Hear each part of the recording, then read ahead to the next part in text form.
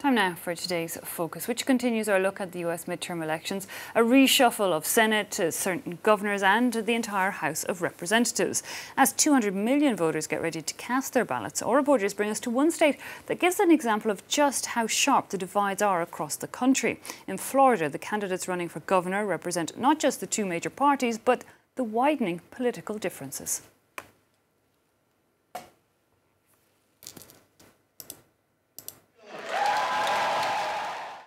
It is the last rally call before the final election showdown.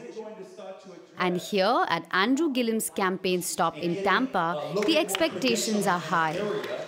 I don't know about y'all, but I'm ready to win. Gilliam, the Democrat nominee for governor, is fighting a pivotal election against conservative warrior Ron DeSantis. Far from appealing to the center, this race has pit the hyper-conservatives against the hyper-progressives. There's this polarization that's happening. Personally, I believe that the pendulum has to swing very far one way and then it'll come back. Even here, deep in the heart of Florida's panhandle, the election fever is palpable. We are in one of the most rural counties of the state. In 1994, when the North American Free Trade Agreement was ratified, Walt Gettler, a tomato farmer, lost all his customers to the Mexican market. I just picked up, started again. I changed my farming practices. I went different ways. I got cows and started doing perennial peanut hay. As a self-made business family, the Gettlers are big believers in Trump and his Make America Great Again policies. Most of this area voted Republican in the 2016 presidential race. We're on the flight path from Atlanta Airport to Panama City Airport, so we were hoping that President Trump, he might see it as he flew over. I'll paint it again in 2020.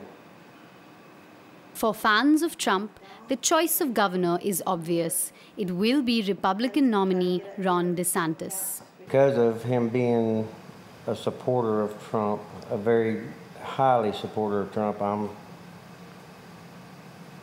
a supporter of him. Everyone knows my husband Ron DeSantis is endorsed by President Trump. Trump's support proved pivotal to DeSantis' victory in the primaries.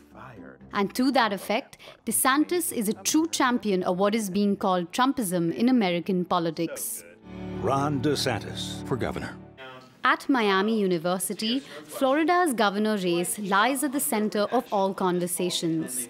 It is predicted to be the closest and most watched election in the country. I do think it's fair to say that this governor's race is more polarized than most of the governor's races in Florida history. Just as DeSantis represents a new brand of conservatism, the Democrats have also stepped away from the center to shield Andrew Gillum, a far more radical candidate. The Democratic Party has tended to nominate more moderate candidates. That attempt at moderation has been completely rejected. And so the fact that Andrew Gillum is openly progressive, like he tells you what progressive things he wants you to do, and that he is an African American, and that he's relatively young and turning out lots of voters.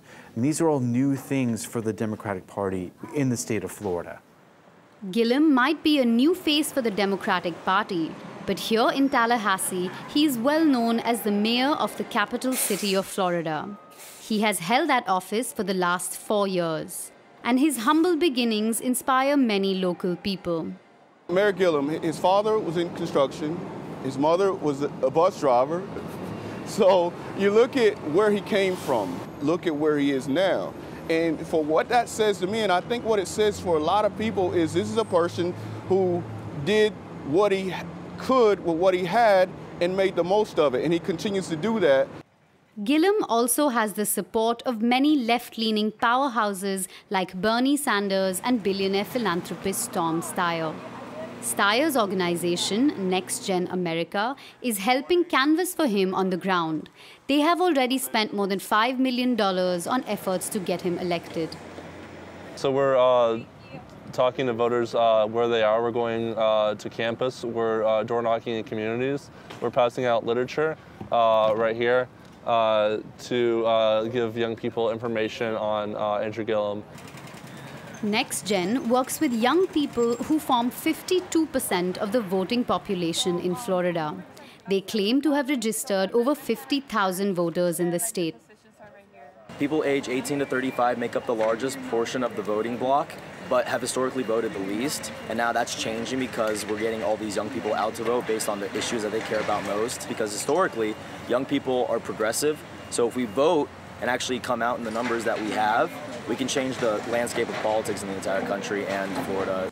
With an election that is so deeply divided on racial and generational issues, increasing youth voter turnout can prove to be vital. Hey, are you registered to vote here in Tallahassee at your current address? Especially for an election that has emerged as a proxy for what might happen in the 2020 presidential race.